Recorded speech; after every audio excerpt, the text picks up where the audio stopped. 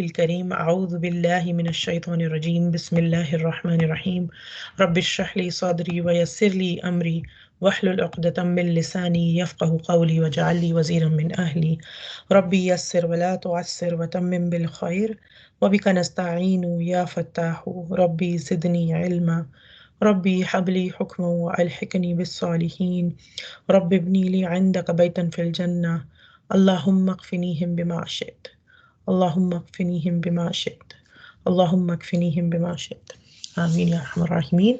Assalamu alaikum wa rahmatullahi wa barakatuhu. Alhamdulillah, by the grace and tawfiq of Allah subhanahu wa ta'ala, we are going to be covering ayah number 37 and 38 of Surah Al Imran. So we started from the beginning of the Quran, from Surah Fatiha, and Alhamdulillah, we have reached in Surah Al Imran to this point. And I will start with the recitation and the word by word meaning, and then we will go over a little bit more detail, inshallah. So first, ayah number 37. أعوذ بالله من الشيطان الرجيم بسم الله الرحمن الرحيم. فتقبلها ربها بقبول حسن وأنبتها نباتا حسنا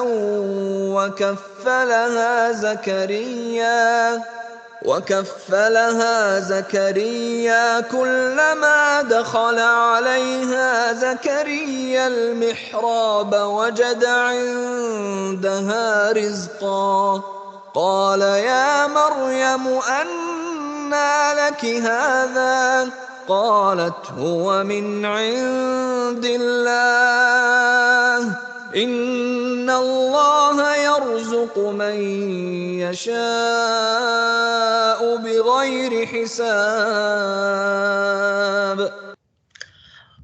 فتقبلها. So this here, it's a few words here. Fa, it means so. Taqabbal, accepted. Ha is her. Fataqabbalaha. So he accepted. And who accepted comes after Rabbuha. Her Lord. Rabbu, Lord. Ha is her. And going back to the previous ayah that we were talking about, we were learning about the dua of the mother of Mary, the mother of Maryam alayhi salam. So Surah Al Imran is a surah that is dedicated to the house of Imran. And who was Imran alayhi salam? May peace be upon him. Imran was the father of Maryam, father of Mary, right? And so we learned about the dua that the mother of Maryam alayhi salam, Hannah, she made the dua for her child when she was pregnant. And then we learned about, and after the dua, we are learning now about فَتَقَبَّلَهَا رَبُّهَا, that her Lord accepted her, right? And how did he accept? بِقَبُولٍ, with acceptance. Hasanin. Hasan is good and beautiful, with a beautiful kind of acceptance. So her Lord accepted her with a beautiful, with a good, wholesome acceptance. وَأَنبَتَهَا, wa is and, anbataha, and made her grow, nabatan, a growing, hasanan, good, beautiful. Wakaffalaha, and put her in the care of. Kafala in Arabic refers to a soft blanket that would be put on top of a camel before traveling. And when you want to put some extra care on this camel, like it would show that this is a camel that is extra cared for, and you would put this extra, when you would see this soft camel kafala on a camel, that's how you would know.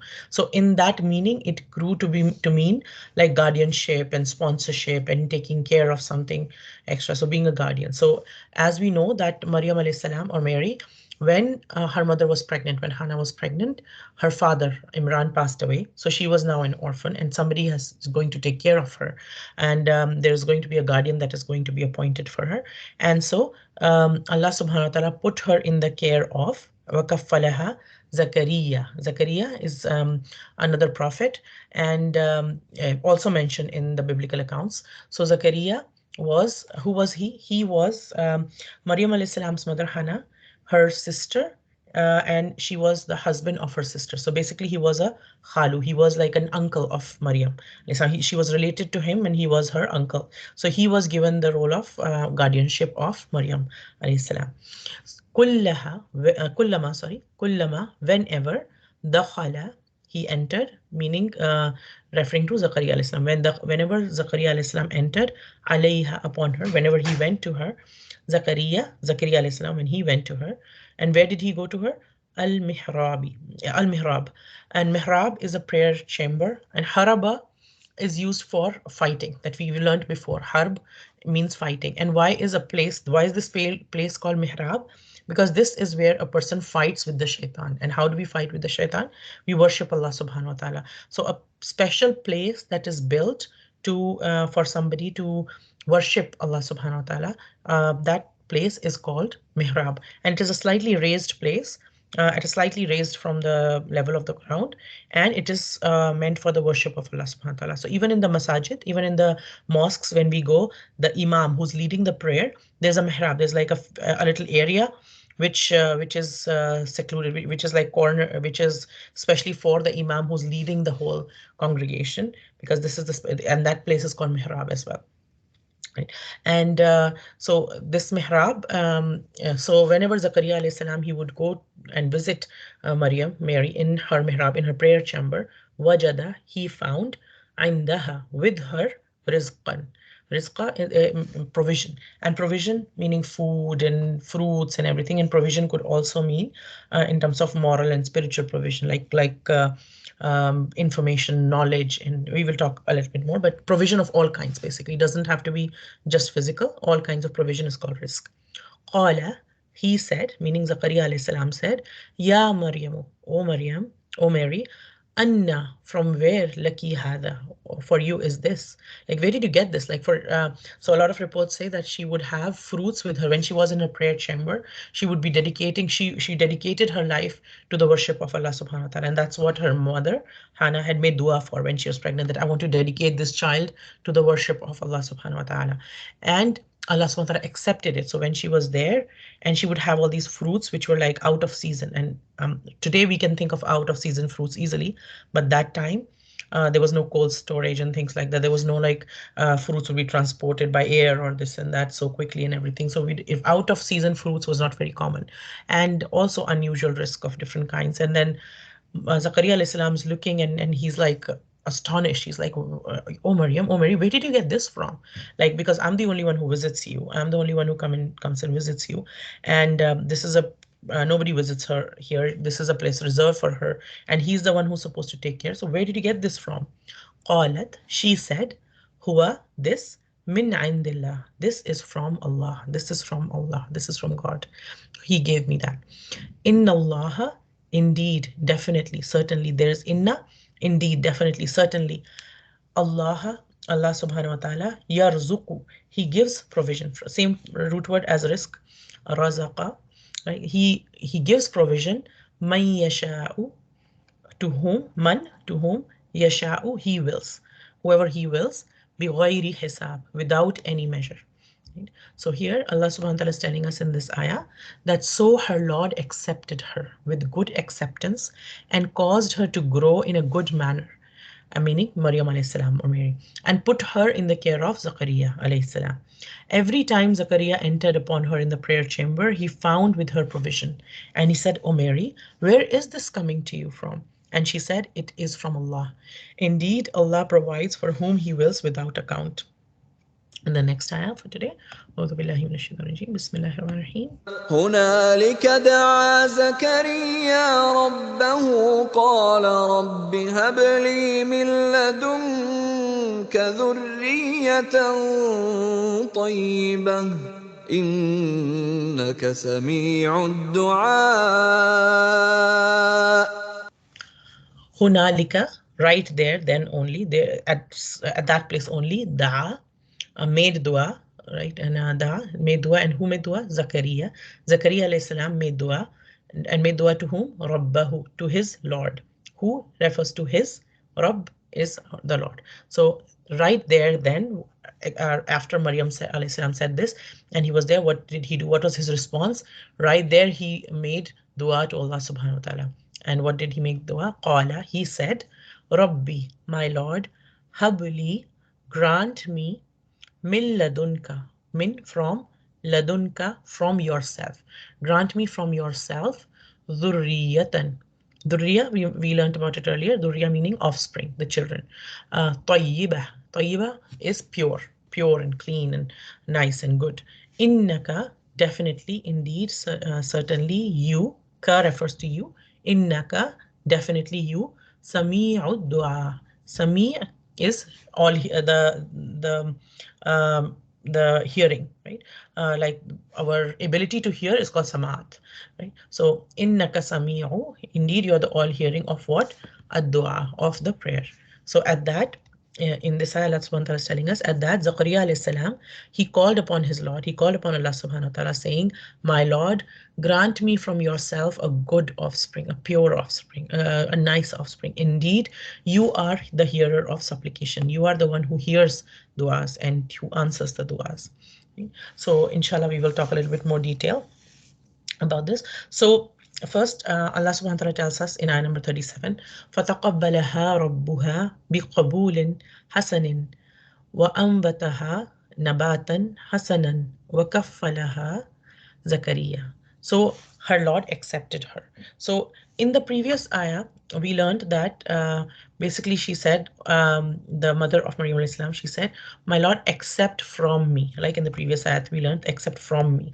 Milladun, like from me, right? But here, instead of saying that, okay, your Lord has accepted from you, Allah subhanahu wa ta'ala removed the word from the equation.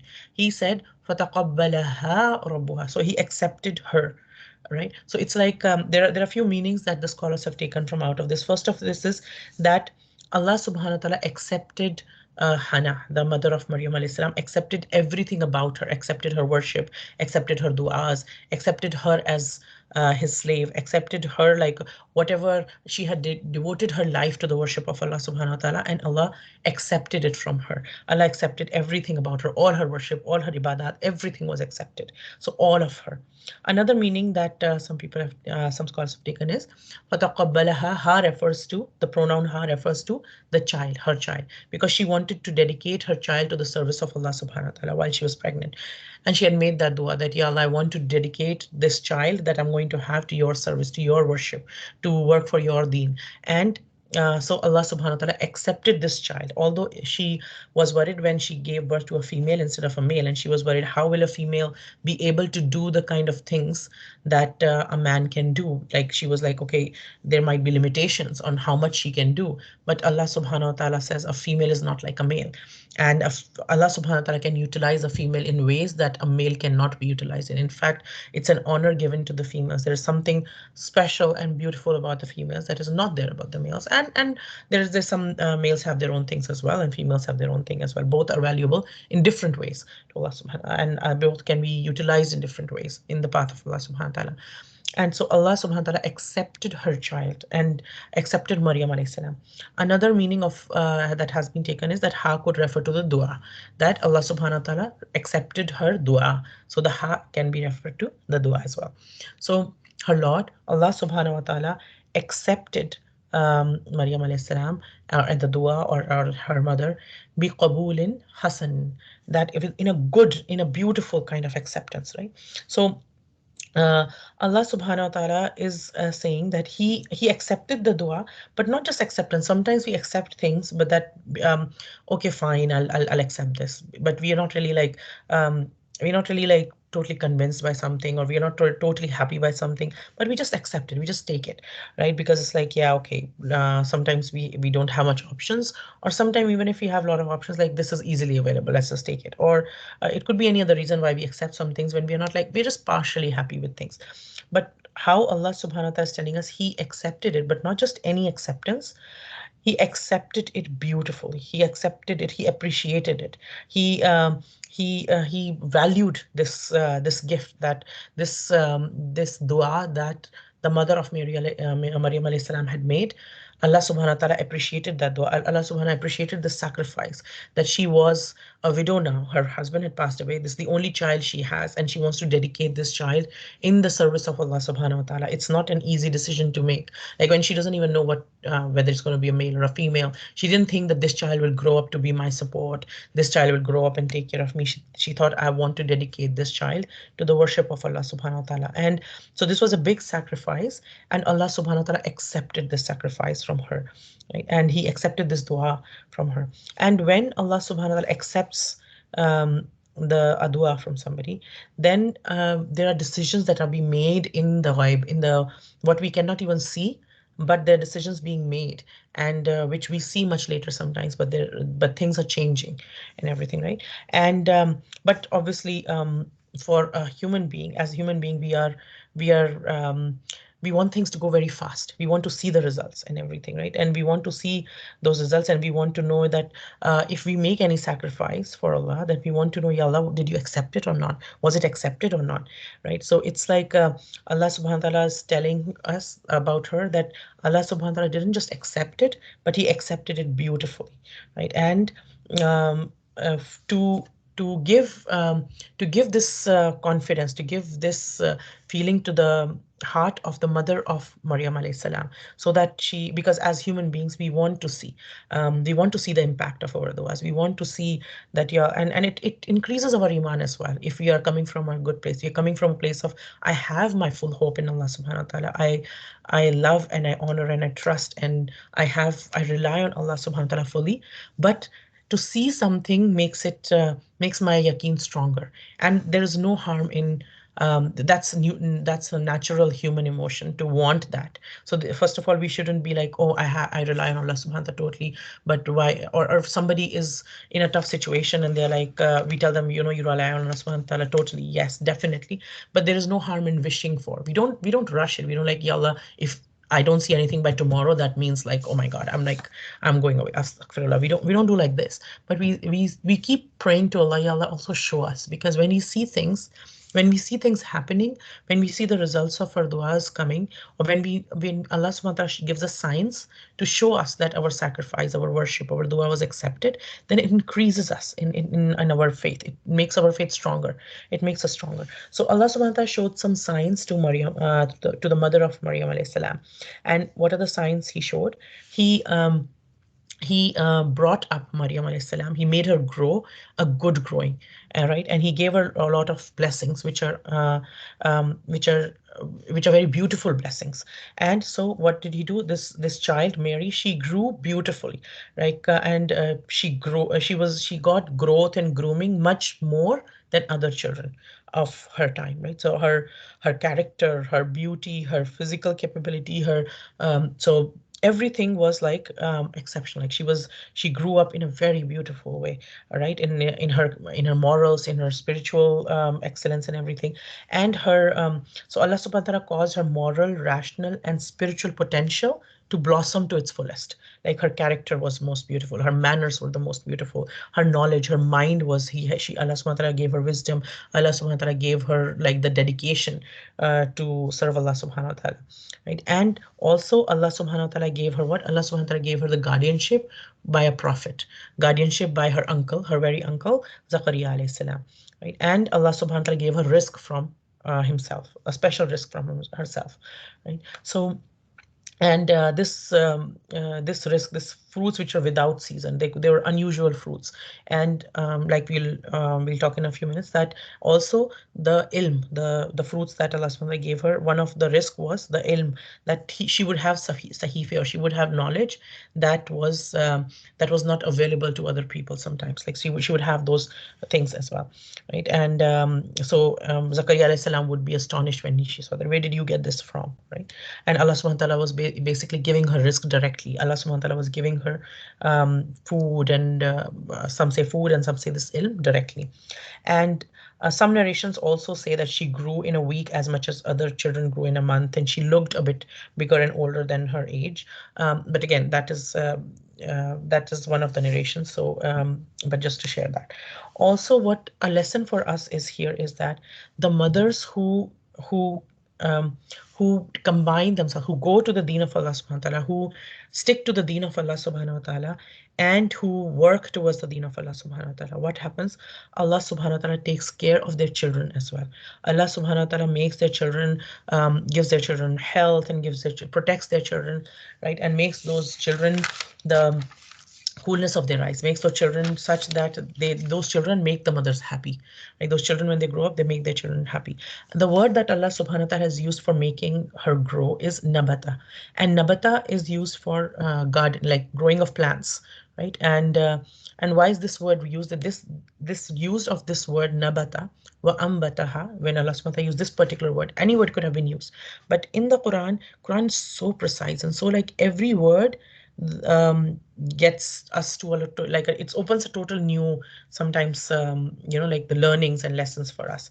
And people have worked, alhamdulillah, in the last 1400 years, so many scholars have worked on this to help it to make it easy for us to understand this. So nabata is used in the sense of growing of plants, and for iman as well.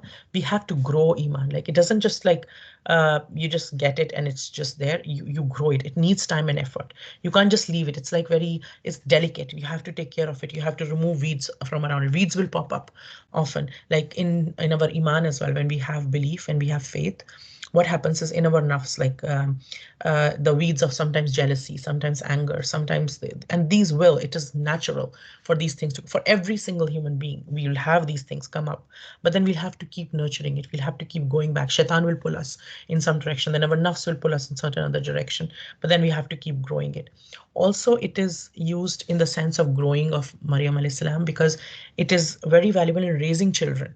And what is valuable about raising children, and this word is, just like in gardening, we need a lot of patience, we need a lot of hard work, but we don't see the result right away. The result comes after a while, right? So even when we are raising children, we are working with children, when we, whether it is our own children, whether we are a parent or we are a grandparent or we are an uncle or an aunt, when we are raising children or working with children anyway, it's like gardening in a sense that it's not like one shot and it's done. You can't like lecture for 1 hour in a week and then just leave them for the whole week. You have to spend regular time with them every day. You have to talk to them. You have to care for them. Like they are ours, but they are their own people. They are individual in their own right. They have their own personalities. They have their own likes and dislikes. So we have to, and which might or might not be same as ours. So we have to spend time with them. We have to raise them like a farmer does with gardening. We have to take care of them. We have to be delicate with them. We have to water. We have to make sure weeds are removed. And every time, like some pest might attack, they might get into some bad company at times. So we have to make dua. We have to help them get out of the bad company. If we can't help them, at least make dua. Keep making dua for their good company and keep taking care of them. Like we have to feed them. We have to take care of them, their food and drink and everything. We also have to take care of their tarbiyah, their morals. Like they become truthful people. They don't become dishonest people. We have to care for them so they know they are cared for. So they know that if they have any trouble, they can come to us. I'm there for you, right? So, yeah. So, and it's a continuous. It's not once in a while. It's a continuous care that we give our children. And then also, like sometimes we teach our children something, and they start doing it. And but then, like for example, what as human beings, we are very impatient, and we are ajula. We are pretty impatient. So what happens is, I taught my child this dua to read, and he or she started reading it 1 day or 2 days, and then I'm like, okay, now he's going to read this forever. No, it doesn't work like that. We have to work again and again. It's not like a remote control or a dishwasher, but what we want is we press this button, now it should just run automatically. But that's not how parenting or growing up a child works. There's a lot of effort there. There's a lot of care there, and it is a continuous care of all kind. And we have to remind and remind. Sometimes they'll go off. Sometimes they'll come back. We have to keep reminding. We have to keep being gentle and everything. And one day, inshallah, Allah subhanahu wa ta'ala will show us the result of it, of how beautifully they turn out to be. And if in case we don't see the result in this world, we'll definitely see in the akhirah. But inshallah, Allah ta'ala will show us here as well. Right. And also sometimes what this also teaches us is, sometimes we think that for ourselves, and we as parents, we think that it is our care and our upbringing which is taking care of them, the children and their needs. Like, but actually we are the means, but it is Allah subhanahu wa ta'ala who takes care of everybody's needs. Just like Allah subhanahu wa ta'ala tells us he took care of Maryam, it is Allah who's taking care of the needs of my children. Yes, he's made the mother a means to bring this child to the world. He's made the mother a means to feed this child for a certain period of time, through herself, and then later on by cooking and all that stuff, and as well, and to do her tarbiyah, to do their tarbiyah, to sit with them, to teach them, to work with them, and everything. But it is Yes, we are being used by Allah subhanahu wa ta'ala, but it is Allah who's taking care of them. If I was not there and Allah subhanahu wa ta'ala wanted to take care of them, He would have put somebody else in charge and He would take care of them, right? So, first is that knowing that Allah subhanahu wa ta'ala is taking care of and bringing, He took care of me and He is there for me. And then also He is taking care of my children. He's going to be there for my children. One, it takes the pressure off of us as well, that we shouldn't get too much fixated or obsessed as well, right? And like so also that sometimes what happens is when we keep some others, some of us, what we do is when we keep looking at our child all day, and like in the beginning stages especially, we keep looking at our child every day and we look other children who are growing so fast, and our child, our own child, might not be growing so fast or might not be doing things at the same pace as some other children. And we're like, oh my god, nothing's happening, and then everything, and we keep getting worried. Oh my god, is my child growing at the same rate? Is my child's going in the right way and everything? And it might be fine for him, but then we keep thinking in our mind of this other child and that other child, and my child's still not doing this, my child's not doing that.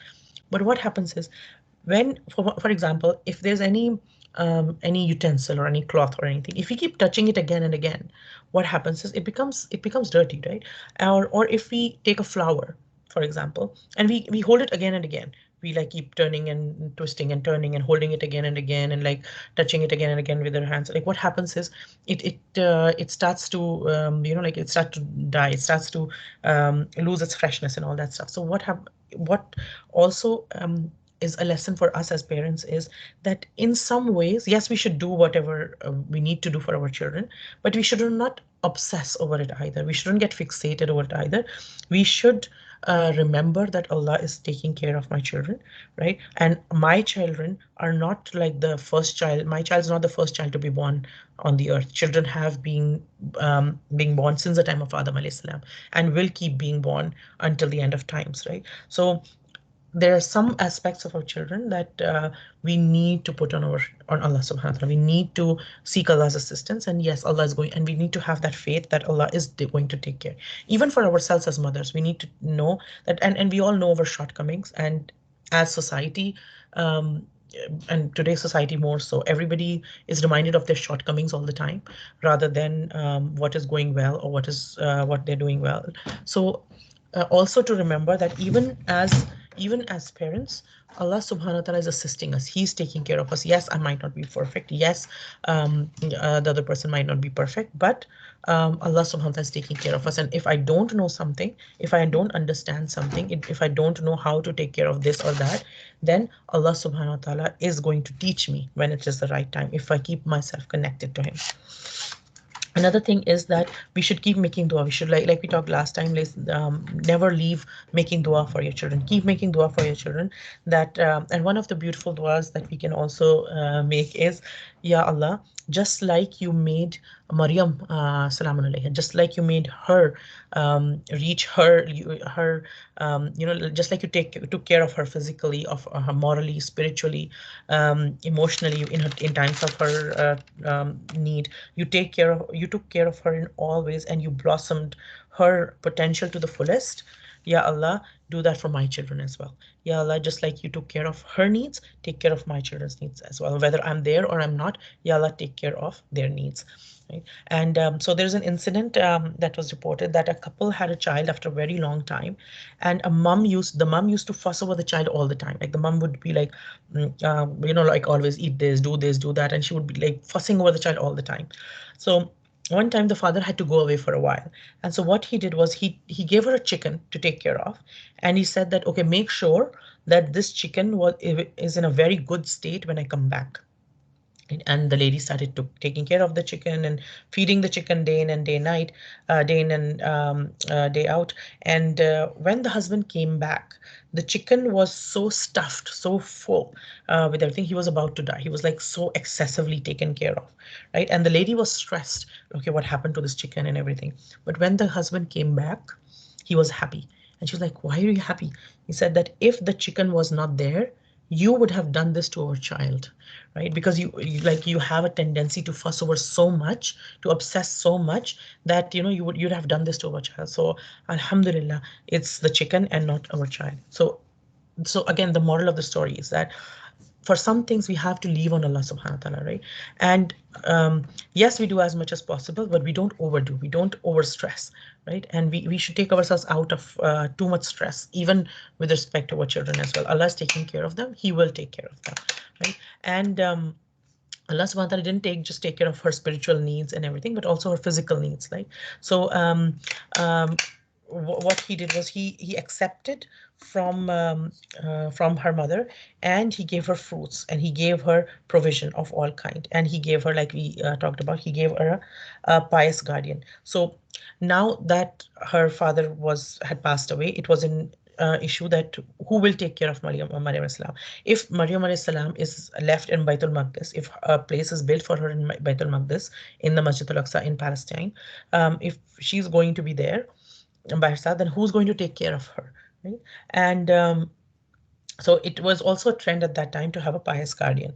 And for Maryam al-Islam especially, it became all the more important because as she was a girl and she was an orphan. And subhanAllah, it's such a parallel here that Nabi sallallahu alayhi wasallam, the Prophet Muhammad sallallahu alayhi wasallam, was also an orphan. And Allah subhanahu wa ta'ala tells him as well in the Quran that we took care of you, right? Even when you were an orphan, we took care of you. Similarly, Allah subhanahu wa ta'ala took care of Maryam, even though she was an orphan. And so also what it teaches us is that it is not a valid excuse. Sometimes, some of us feel that, okay, because the fathers are not so involved, my children's fathers are not so involved in their raising or in their tarbiyah or anything, that my children cannot be raised so well because I need, like, we need both the parents to be as involved, but like the so a lot of people have this complaint that, like, their fathers are not that involved, so how can I raise my children well and everything. But Allah subhanahu wa ta'ala is teaching us that yes, it is good to have somebody and both on the same page, both working on the moral and spiritual and physical upbringing of their children. But even if the other partner is not on board, then also it can be done. Then also it is not impossible. Allah subhanahu wa ta'ala can help us, right? And at that time, what happened was everybody wanted to be the guardian, the caretaker of Maryam al-Islam. And why would and there was like there were different people who were affiliated with the religion, and they were like the scholars or people of that time probably. So they wanted to be the guardian and caretaker. And why did so many people want to be the guardian and caretaker of Maryam al-Islam? Because Allah puts the love of those people in the hearts of other people whom He chooses. Like whoever Allah chooses, He puts the love in the hearts of other people who are close to Him. He puts their love in their heart. So the love of Maryam alayhi salam was put in the hearts of people. They wanted to take care of her. They wanted to be like, I want to have this good deed of taking care of this child, of providing for this child, and like financially supporting and providing her the means when she needs anything to get those things for her. I want to be the one as well. So there were different people. Many people wanted to be that. Also because Imran radiallahu anhu, radiallahu anhu, her father was a known personality of the town. He was a prophet of Allah, right? And so it was hard to decide who is going to be the one. And because Zakaria alayhi salam was related, and they drew lots as well. And we learned that later in the same surah, that they drew lots, and then Zakaria alayhi salam was chosen as the caretaker. Also, because his wife was the sister of Hannah, the sister of the mother of Mary. And also we also learn in Hadith, even in our religion, we know now in Islam too, that after the mother, the next right, the similar right is that of the mother's sister. The mother's sister has a lot of value in our religion, right? So one time a person came to the Prophet ﷺ, and he said that he had committed a sin. So people, and subhanallah, people would come to the Prophet ﷺ and tell him, like, okay, I have done this sin, and I want to atone for it in this life only. I want to get like what can I do in this life? I don't want to have. They were so focused on the akhirah that they would worry like, yeah, Allah, I don't want the punishment of this thing. What can I do now? Like, it is done, but what can I do now? So the Prophet ﷺ told him to do tawbah, to do istighfar, to do tawbah, and go and serve his mother. So this is like a very big good deed, to go and serve your mother, right? So the Prophet ﷺ said to him, the person who came and confessed, I've done a sin, do tawbah and go and serve your mother. So this person said, my mother is not alive anymore. What do I do? So the Prophet ﷺ asked her, did your mom has a sister who was there? And he said yes. And then the Prophet ﷺ said, then go and serve her. Go and serve her, right? Similarly, if so the rights that are there for a mother, you give the similar kind of respect and honor to the mother sister. Similarly, if somebody's father passes away, then the paternal uncle, the chacha, they have similar kind of like we owe our love and respect, a similar kind of love and respect to them. And kafala, we learned that is in the meaning of taking care, just like that blanket. So that extra care. So that Zakaria alayhi salam was given kifalat of Maryam alayhi salam shows that Allah subhanahu wa ta'ala gave this extra care for, arrange for this extra care for Maryam alayhi salam, right? And then also the word Zakaria, it's a Hebrew word, and Zakaria refers to it. It comes from similar things in Hebrew as the one who does a lot of dhikr, the one who remembers Allah subhanahu wa ta'ala a lot. So even the name of Zakaria is the one who remembers Allah subhanahu wa ta'ala. He used to remember Allah subhanahu wa ta'ala a lot. So when Zakaria alayhi salam, he entered into the mihrab. So now it's like a switch from like, okay, this is a baby has been born, what will happen to the baby, who will take care of the baby, and everybody's decided, okay, now they do lots and everything, and Zakaria alayhi salam decided. And then straight away we switch to next scene almost, if we can think of like a movie going on or something. All of a sudden it's a switch to the time when Maryam alayhi salam is much older. She's in the age of consciousness, and then Zakaria alayhi salam is going to meet her. Like, he's already the caretaker, he's taking care of her, and he's going to meet her to ask her, what do you need and everything, do I need to get you something and everything, and she's in the mihrab, and we straight away go to that scene. So this also is a very this style is there in the Quran again and again. Why? Because the Quran straight goes to the points in the stories. There's a whole story going on, but Quran goes to the points in the stories which have lesson for us. Right? It does not give us any extra details that are not relevant to us. Like, so it saves us. Literally, Quran saves us from unnecessary information overload. Like, too much information which has no benefit to us is Quran teaches us in the way it even tells the stories is that don't bother about the things that are not that are not relevant to you, because what happens is that um, sorry, there was somebody raised their hand, I think. Okay. So what happens is if we put ourselves in too much of unnecessary information, then we miss the relevant information, right? So even there's a hadith to the effect of that the Prophet ﷺ said, the part of perfection of Iman is to leave that which does not concern you, right? So to stick to those things that concern us. So when Zakaria alayhi salam went to the mihrab of Maryam alayhi salam, mihrab, like we said, comes from haraba, jung, fight, that where a person, so a mihrab is a place where a person fights the shaitan, and a place where a person does ibadat, a person does the worship of Allah subhanahu wa ta'ala. It could mean a part of the temple reserved for women to worship or do etikaf in. And etikaf is like people do etikaf in Ramadan, right? In the especially in the last 10 nights of Ramadan, we see a lot of men doing itikaf. Yes, women can do it too, but usually masajid have more facilities for men. And so it is encouraged for men to do it, and also women can do etikaf in their own homes as well, and there are different things about that. But etikaf basically means to seclude yourself, to remove yourself from everything else, and seclude yourself for a certain period of time for the worship of Allah subhanahu wa ta'ala, that you dedicate yourself just to the worship of Allah subhanahu wa ta'ala, right? So, and also mihrab also refers to, for this, a specific chamber that was reserved for Maryam alayhi salam to live in and to worship Allah subhanahu wa ta'ala, right? And any place in any gathering, in a religious place, the most honored place is called a mihrab, and it is usually a bit raised from the ground, like we said, and you usually have to use a couple of steps to get to that place, right? And so in example, even in when we go to the haram, when we go to the Kaaba Sharif, the Kaaba which is there in the middle of the haram, the door is at a height. We have to go at a few steps. If anybody gets the fortune of going inside the Kaaba, then and the people who go there to clean and everything else, they have to climb these steps and then they go inside the Kaaba, right? And also this shows that Maryam alayhi salam, Mary, she utilized her youth in the worship of Allah subhanahu wa ta'ala. She spent all her time in her sanctuary in worship and remembrance of Allah subhanahu wa ta'ala. So one thing is that we learn in our deen time and again is that those people are very fortunate who are able to put their youth in their young age in the worship of Allah subhanahu wa ta'ala. Yes, ibadah is valuable at any time.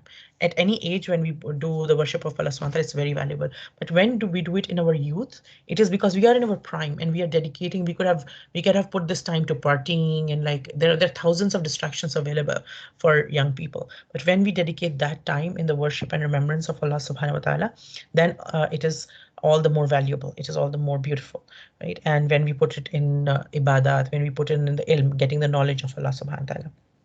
Also, we learn that this was also one of the rahmah of Allah subhanahu wa ta'ala, that if anyone, and that was true for her, that is true for us as well, if any of us gets a chance to do any good deed, gets a tawfiq to do any good deed, gets an opportunity to do any good deed, then just getting that opportunity, or being able to do something, or being motivated or inspired, or having the feeling to want to do something, is also a rahmah from Allah subhanahu wa ta'ala. Any good that we are able to do, that comes from the rahmah of Allah subhanahu wa ta'ala, right? That is not by, okay, you know what, I did this because I was able to do this, okay, I put in so much effort and this happened. No, the blessings that we are able to do, the good that we are able to do, it is from Allah subhanahu wa ta'ala. And Zakaria alayhi salam, he saw this risk with her. He saw these fruits which was miraculous, that at that time, especially because no international visitors, there was no cold storage, nothing, and she had these fruits out of season, or she had these unusual kinds of fruits, or these, like, some scholars say that these were the sahifa, these were the ilm, the things of ilm that she had, which indicates exceptional spiritual excellence of Maryam alayhi salam. That even Zakaria, who was a prophet of Allah, he was a person of extraordinary spiritual and moral gifts from Allah subhanahu wa ta'ala. Even him, when he visited her, he was impressed and astonished by her moral and spiritual excellence. And he asked in astonishment, okay, where did you get this from? Qala ya Maryamu, anna laki hada. Where did you get this from?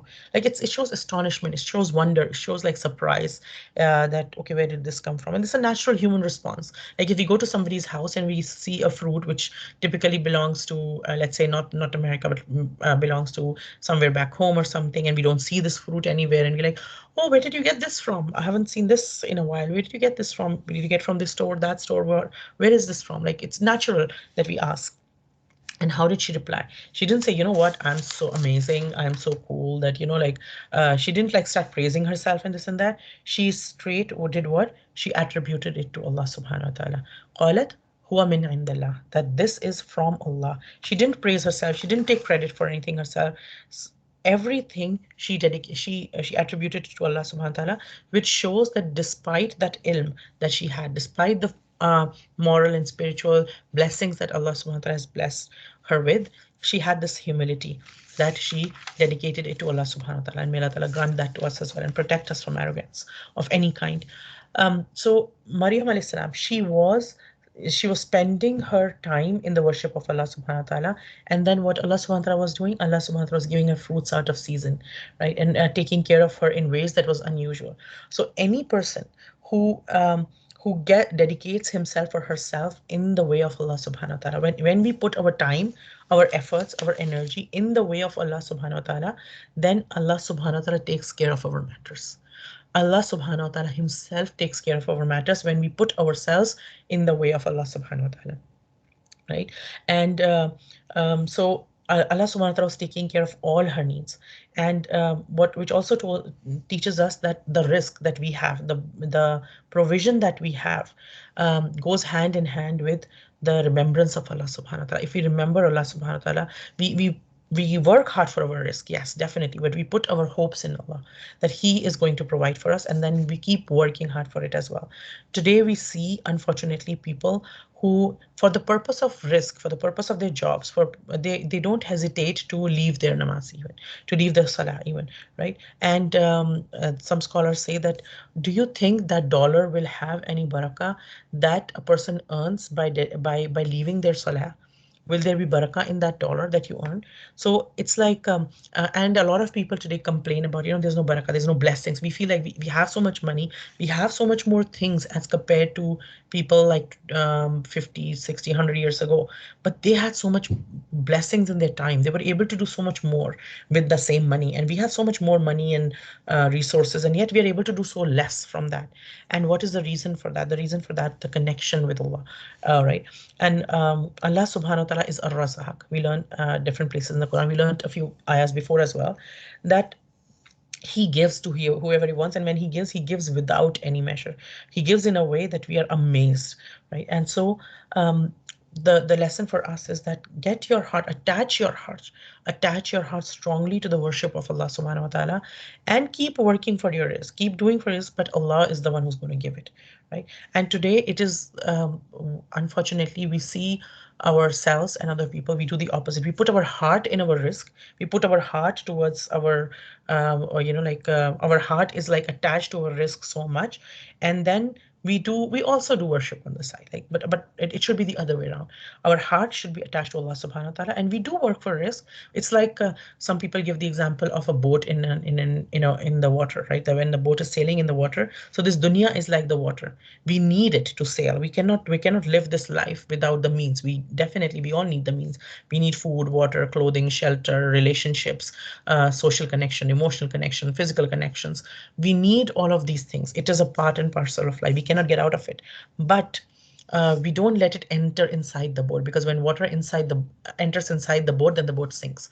The boat needs the water, but the boat needs the water outside it, not inside it, right? So we need to work for our risk. We need to work for the things in our life, but not at the cost of making Allah subhanahu wa ta'ala angry. Do it in a way that pleases Allah subhanahu wa ta'ala. Do it with humility, and do it with keep giving thanks to Allah subhanahu wa ta'ala, right? And risk here could also mean wisdom and insight. Right? And also it is used in the Quran, and it was also used in the Torah and the Injil, the Old Testament and the New Testament, for revelation and spiritual guidance. Like Jesus, Isa alayhi salam, the son of Maryam, salam alayha, says in Matthew 4, um, man does not live by bread alone, but by every word that comes from the mouth of God. Right? So it's like we need this spiritual guidance is also our risk. We need it to survive. And it is so beautiful. The response of Maryam salam alayhi is so beautiful that it was also repeated at the time of the Prophet sallam. There was a time when the Prophet sallam had nothing, and at the time of the Prophet sallam, with him that there was nothing to eat, absolutely nothing to eat, and he went to see his daughter Fatima radiallahu anha, and even they had nothing to eat, absolutely nothing to eat. And from somewhere, and he went back and everything, and from somewhere, Fatima radiallahu anha, the daughter of the Prophet sallallahu alaihi wasallam, she received a bowl of milk. Somebody gifted, or somebody sent a bowl of milk. Then instead of drinking it herself, although she had no food, she sent it to her father. That was her love for her father, the Prophet of Allah sallallahu alaihi wasallam. She sent this bowl to her father because she remembered, my father doesn't have anything, so she sent it to him. And when the Prophet sallallahu alaihi wasallam saw the milk, he asked Fatima radiallahu anha, he said, Anna laki hada? From where is this? Did you get this, of Fatima? Anna laki hada? And she replied with the same words of Maryam alayhi salam. She said, Huwa min indillah. Inna Allaha yarzuqu man yasha'u bighayri hisab. This is indeed from Allah subhanahu wa ta'ala, and He gives to whom He wills without any hisab. Like, it's just a bowl of milk. And see how much thanks she's giving for this bowl of milk that Allah gives without hisab. Like, I had no food, nothing. And Allah subhanahu wa ta'ala sent a whole bowl of milk. Like, and subhanallah, we have so much, and we forget to thank Allah subhanahu wa ta'ala for it. And uh, like, also it's like any work we do in this life, anything we do, for any job we do, when we go for work anywhere, then we have a certain amount of salary, like this is what we are going to do, right? And we know how much we are going to get. I'm going to work for like a whole week, I'm going to work for 2 weeks, or I'm going to work for a month, and this is what my salary is going to be. And we have a set amount. But when somebody works on the path of Allah subhanahu wa ta'ala, then Allah gives him without limits. There's no set amount. You will get like $500, you'll get $1,000, you'll get $10,000, you'll get like this will happen or that will happen. No, Allah subhanahu wa ta'ala, we cannot even count how much Allah subhanahu wa ta'ala gives, and Allah gives to whoever He wants without any limits. And this is Allah's decision. So also what it teaches us is, this is Allah's decision. When Zakaria alayhi salam came and he saw Maryam salamun alayha with these things, he didn't get, there was astonishment, but there was no jealousy that, like, okay, I am the prophet of Allah and I have these things. How did she get more than me? Like, no, it's like there was acceptance that, like, there was astonishment, but there was no jealousy, and there was this acceptance that it is Allah's decision. Allah can give to whoever He wants, and He decided to give it to her, and I am happy with my Allah's decision. It is my Rabb's decision. So who am I to make an objection? What is jealousy? If we look at jealousy, what is jealousy at the core of it? At the core of it, jealousy is being unhappy with Allah's decision. That why did Allah give it to her or him instead of me? Right? So it is being unhappy with the decision of Allah subhanahu wa ta'ala just because Allah didn't give it to me, but Allah gave it to this and this person that and to be unhappy with it, to be unsatisfied with it, to be angry with it, to be upset with it. That's what jealousy is. So Zakaria alayhi salam is showing us that he didn't get jealous. He was pleased with Allah's decision. Yes, Allah gave it to you. Alhamdulillah, Allah gave this to you.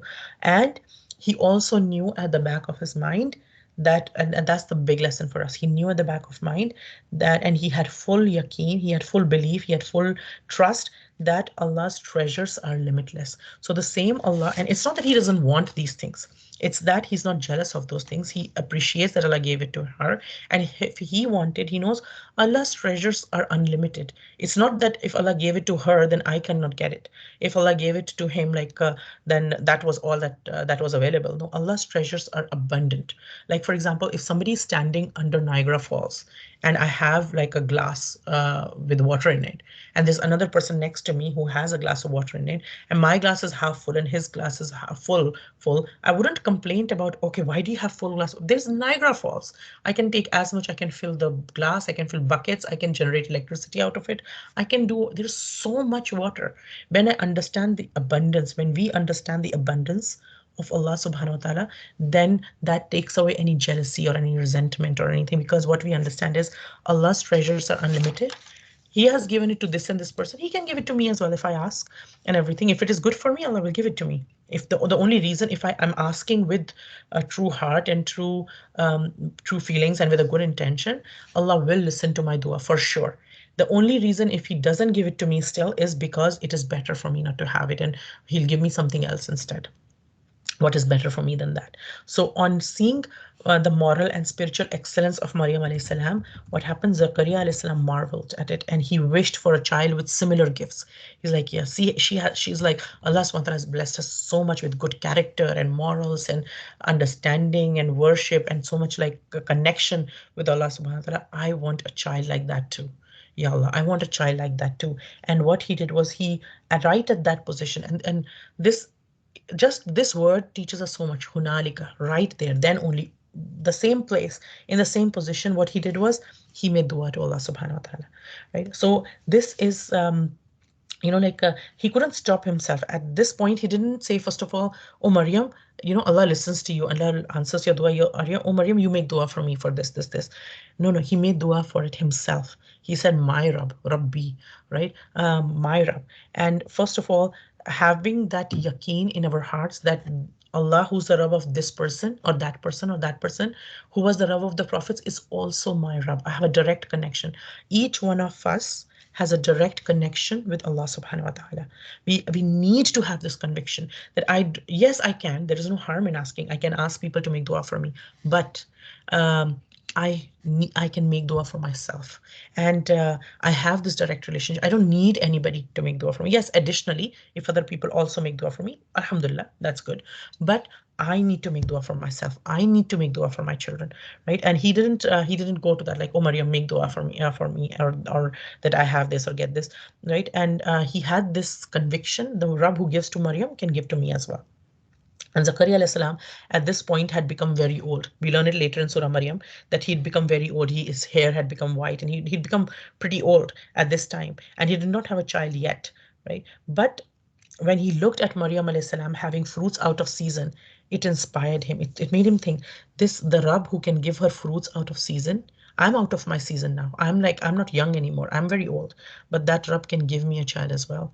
And I have never asked my Rabb and been, I've never regretted making any dua. My duas have been accepted. And also it shows that it's not that he had not been, we can, if we can think of Zakaria al Islam at that time, obviously he would have made this dua before as well. He had grown old. It's not that just now that he became so old and everything. Now he realized, okay, I should have a child. He must have been making this dua before as well. But now this desire became alive again in his heart that he wants to do this, and he made the dua again, and he asked Allah Subhanahu wa Taala again, right? And we know a lot more about this dua also in Surah Maryam later. It starts with the dua of Zakaria alayhi salam. Also, this is called the firasat of a mu'min. A believer, Allah subhanahu wa ta'ala inspires the believer with this intuition, with this inspiration, with this firasat. That when we look at somebody else's situations, then we learn how to deal with our own situations through that. And that's the firasat that Allah subhanahu wa ta'ala blesses a mu'min with, a believer with. Like we learn lessons. We don't have to experience every hardship ourselves, every trouble ourselves to learn our lessons, right? And we all have our own fair share of hardships and troubles and everything, but we don't have to go through everything ourselves. We can, if we see other people and the challenges they have and how they got out of those challenges, or how Allah helped them, or how what they did and things like that, a believer can learn from other people's lives and other people's circumstances and other people's life. We can see and hear other people's circumstances, and we can learn from them as well, right? And that's the difference between somebody who just pretends to be religious and somebody whom Allah subhanahu wa ta'ala blesses with firasat, and who's actually close to Allah subhanahu wa ta'ala. Because when we become, Allah subhanahu wa ta'ala says that the person gets closer to me. A person starts in a hadith to the effect of that a person gets closer to me, closer and closer to me through the fard actions, through the obligatory actions that he does, like the fard salah, the zakat, the everything. We get, as we establish them in our lives, as opposed to just doing them. Sometimes we start slowly to establish them in our lives. They become a part of our life. The person gets closer and closer to Allah subhanahu wa ta'ala through the fard actions, and then more and more through the nafil, through the actions that we do, which are nafil. And then what happens as we keep getting closer and closer and closer to Allah subhanahu wa ta'ala through these nafil actions and the fard and then the nafil, again in that order. First the fard, then the nafil. So nafil never take a priority over fard. Our fard is it's like the icing on the cake, right? So we have to have the cake first before the icing. We don't keep going doing nafil and ignore our fard. So whatever our obligatory actions are, we keep doing that, and then we keep adding to it. We keep doing good deeds. We help people. We'll support people. Anybody needs anything, we try to do something to support them. We keep doing good and good and good, and then what happens until Allah Subhanahu wa Taala loves this person. And when Allah Subhanahu wa Taala loves this person, what happens? He becomes the hearing with which he sees. He becomes the hearing with which he hears, the seeing with which he sees, with the hand with which he strikes, the foot with which he walks. And when this person asks anything from Allah Subhanahu wa Taala, Allah Subhanahu wa Taala grants it to him. And when this person seeks refuge in Allah Subhanahu wa Taala, Allah Subhanahu wa Taala grants it to him. Right? May Allah Ta'ala make us of those people. And that's the firasat of a mu'min, that he hears through the, like, Allah subhanahu wa ta'ala becomes his hearing, Allah subhanahu wa ta'ala becomes his seeing. And it is so beautiful that firasat, may Allah ta'ala grant it to all of us and our coming generations until the day of judgment, inshallah ta'ala.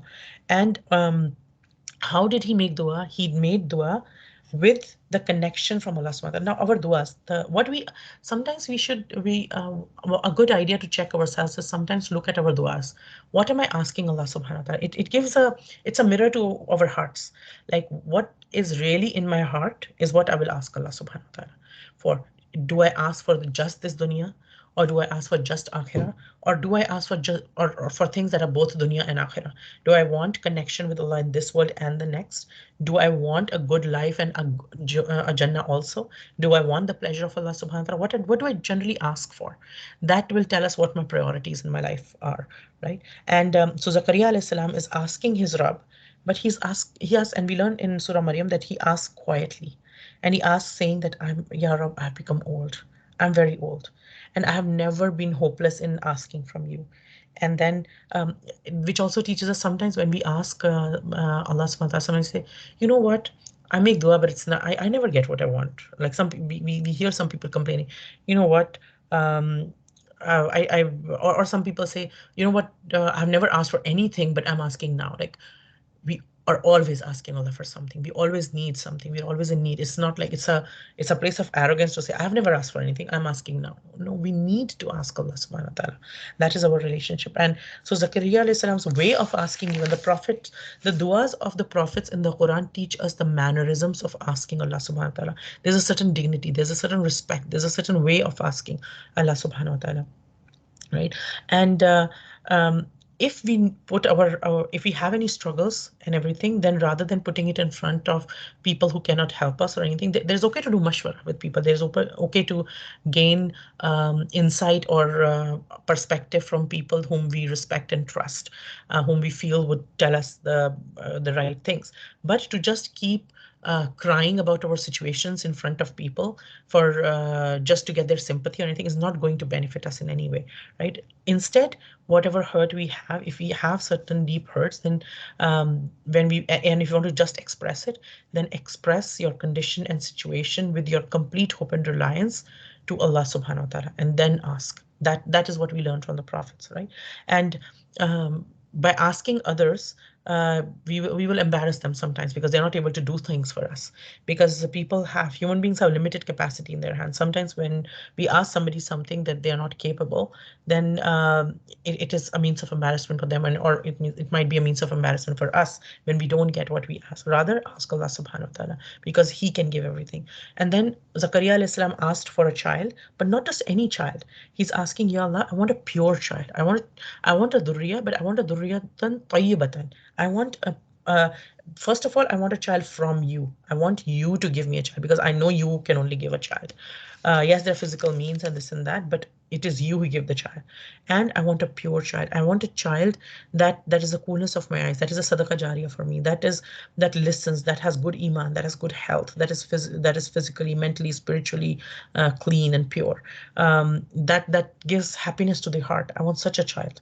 I don't want just any child, because even a child can become um, a pain in somebody's life if a child is or any other relationship for that matter, when there is no respect, no trust, no concern in a relationship, it can become a means of pain for somebody. So we ask for good beautiful children, in their character, in their ways, in their heart, that becomes coolness of eyes for us as well. Also, what it teaches us is family life is a part of the deen, right? And there's a hadith to the effect of that for men that try to marry women who have a lot of children, right? In their whose families there's a trend of a lot of children. Marry those kind of women, because it is good to have children. And the prophets, all prophets, the stories that we learn of the prophets in the Quran, we learn about this wife, his children, his this, his that, and they're making dua for their children, or this happened with their children, everything. Why is this repeated again and again? It shows us that family life is a big part of our deen. And in Surah Al-Furqan, we learn that the dua of the slaves of Ar-Rahman, people who enslave themselves to Ar-Rahman, what is their dua? رَبَّنَا هَبْ لَنَا مِنْ أَزْوَاجِنَا وَمِنْ ذُرِّيَّاتِنَا قُرَّةَ أَعْيُنٍ وَجَعَلْنَا لِلْمُتَّقِينَ إِمَامًا. Ya Allah, grant me from my spouse and from my children the coolness of my eyes, and make us the leaders of the pious, right? And again, the importance of family life, the marriage, and subhanallah, at one time, inshallah, we'll talk about marriage as well. But marriage is half our deen, right? When we in our deen, it's marriage is called half our deen. So literally, when the husband and wife are working together for the deen, for the sake of the pleasure of Allah subhanahu wa ta'ala, it takes their own relationship to another level as well. It strengthens their own relationship. While they're strengthening their relationship with Allah subhanahu wa ta'ala, their own relationship gets strengthened as well, and it completes their deen for both of them. It makes it easy for both of them to work on their deen, right? And another thing is, Zakaria alayhi salam made dua right then and there. He didn't say, okay, I'll wait for Ramadan to make dua, or I'll make this dua in Ramadan, or I'll wait for that time or that time. He made dua right away, right? And there are some points in our life which are the points of which they say is the time of kubuliyat. It's a time when duas are accepted.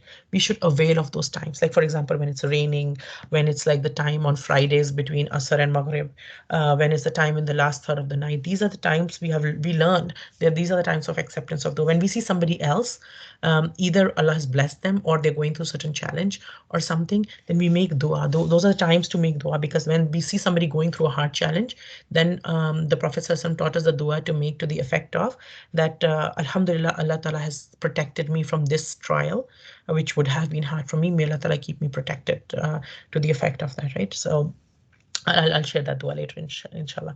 So yeah, so we make that dua when we see somebody else who Allah subhanahu wa ta'ala has blessed with some blessing. We right away we make dua for them. Allahumma barik. May Allah Ta'ala bless you in it. So what are we doing while we are saying that? We are protecting our own heart from jealousy. May Allah Ta'ala bless you in it. May Allah Ta'ala help you utilize it. And we make dua for ourselves. Ya Allah, bless me with something as well, and everything, right? So we are learning that how to ask Allah subhanahu. And another thing is how he's asking is Rabbi, my Rabb. He's not saying, oh Rabbi Muhammad or Rabbi Maryam, the Rabb of Maryam, do this, the Rabb. As opposed to this, we learned in the last surah, Surah Baqarah, we learned the people of Musa alayhi salam, they would come to Musa and say, oh Musa, make dua to your Rabb and ask him for rain. Make dua to your Rabb and ask him for food.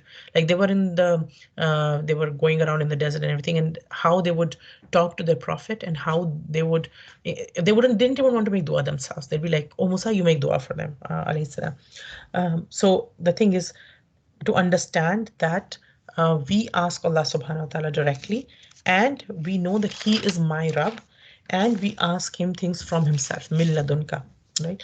And another thing is like what he's saying is that right after he makes this dua, he says, Innaka sami'ud dua, that you are the one who answers the prayer. So he's expressing his firm belief in Allah subhanahu wa ta'ala, and this quality, this attribute of Allah subhanahu wa ta'ala, that He is the one who answers all the duas. When anyone makes dua with full conviction, then what happens? And we learn in the next ayah, which we'll learn next week, about ayah number 39, that what happens when we make dua with full conviction, everything, right? So again, just to wrap up, before when we see any blessing in somebody else, don't be jealous, don't be depressed. Rather, make dua for yourself. That's the right approach. Make dua for them. Allah, may Allah bless them, and make dua for yourself. So there is no, if somebody has a very nice watch, that's a really good watch. May Allah Ta'ala help you. May Allah Ta'ala bless you in it, and put barakah in it. Allahumma barik. This looks beautiful, and then I can make dua. Ya Allah, I want a beautiful watch as well. Not that, why did she get this watch? And it's like, this and that. So we can say that, right? So from where this person has got, I can get as well. And this is a beautiful dua for anybody to make who wants kids, and also even for whoever is pregnant. That Rabbi habli min ladunka dhurriyatan tayyibah. Innaka sami'ud dua. That Ya Allah, grant me with a child from yourself. Grant me from yourself pure offspring, good offspring that makes me happy, that is good for me, and you hear the dua. Another thing is that Zakaria alayhi salam was very old at that time, but he wasn't embarrassed, like, what will people say, that this person's so old and he's going to ask for dua for a child and everything, and if I get a child, what will people say that I'm getting a child at this age and everything. He wasn't embarrassed at all of that. He said, Ya Allah, I want a child. And even as society, what we also learn as a society is, if somebody has a child in the old age, we shouldn't start talking about them, or look at them, at this old age, they're thinking of having what happened to them. Now they're having children. What is this time to have children now, and everything? This is the time to like just retire and all this stuff, and these people are starting a family now or getting married now. This person's been a widow or a widower for like 20 years, 30 years, and now they found somebody, they're getting married, and like maybe they're 60, 70 or something. Then instead of making like like talking about them behind their back and saying nasty things about them, we should understand that people have their own life, people have their own desires. Each individual person, as long as it's not haram, people have a right to go. And marriage is a part of our fitrah. Marriage and having children is a part of our fitrah, and we should not embarrass anybody about it, and we should not make make talks about it as a society, and don't think of these things as shamelessness or anything. If somebody is doing it the proper way, they're getting married, they're having children, then we should support them in it. And if we have done these things in the past, we have made talks about other people, then we should seek forgiveness, inshallah. May Allah Ta'ala make us of those people that He's pleased with. May Allah Ta'ala make us of those people who make dua for their children, whom He accepts himself, whom He accepts, and whose children He accepts. Like, may Allah Ta'ala accept all of our children until the day of Qiyamah as children, and the coming generations as His own. May Allah Ta'ala accept us first of all as His own, and may Allah Ta'ala be pleased with us. May Allah Ta'ala grant us firasat. May Allah Ta'ala make us of those people that make dua, that don't leave any opportunity to make dua, that dua becomes a part of our life, that dua is what we live by. And just like Allah subhanahu wa ta'ala has united us as sisters in Islam in this world, in through this class, may Allah Ta'ala reunite us as sisters in Islam on the day of judgment under the shade of His throne, when there will be no shade except His shade. And then once again in Jannatul Firdaus, the highest level of paradise. And any goodness that comes from this talk is from Allah subhanahu wa ta'ala, because He is the owner of all good. And any mistakes, if there were, whatever they were, are from myself, because I'm human and open to mistakes. May Allah ta'ala still accept it despite our mistakes. ربنا تقبل منا إنك أنت السميع العليم آمين يا أرحم الراحمين سبحانك اللهم أشهد أن لا إله إلا أنت سبحانك اللهم أشهد أن لا إله إلا أنت نستغفرك ونتوب إليك.